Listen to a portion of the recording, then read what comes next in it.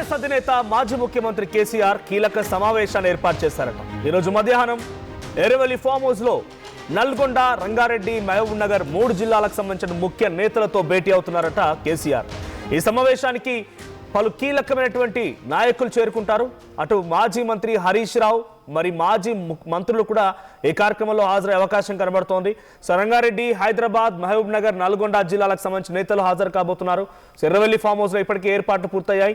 సమావేశంలో అటు కేటీఆర్, హరీష్ రావు కూడా పాల్గొనే అవకాశం ఉంది. ముఖ్యంగా పాలమూరు రంగారెడ్డికి సంబంధించినటువంటి ప్రాజెక్టు విషయంలోనే కేసీఆర్ మాట్లాడాలనుకుంటున్నారు. దానితోనే ప్రజా ఉద్యమాలు చేపడతానంటున్నారు. దానిపైనే ప్రముఖంగా కాన్సన్ట్రేట్ చేసినట్టుగా చాలా స్పష్టంగా అర్థమవుతోంది.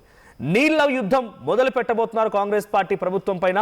సో పాలమూరు రంగారెడ్డి ప్రాజెక్ట్ని ఎందుకు కాంగ్రెస్ పార్టీ ప్రభుత్వం తేలిగ్గా తీసుకుందనేటువంటి విషయంపై కొట్లాడుతూనే అటు కేంద్రం యొక్క కుటిల యత్నాల్ని కేంద్రం ఆంధ్రప్రదేశ్ రాష్ట్రానికి సహకరించినటువంటి విషయాన్ని కూడా బట్టబయలు చేయాలనుకుంటున్నామని మన కేసీఆర్ మీడియా సమావేశంలో చెప్పడం జరిగింది. అయితే కృష్ణా జిల్లాలో అన్యాయం పైన ఉద్యమ కార్యాచరణ రూపొందించబోతున్నారట.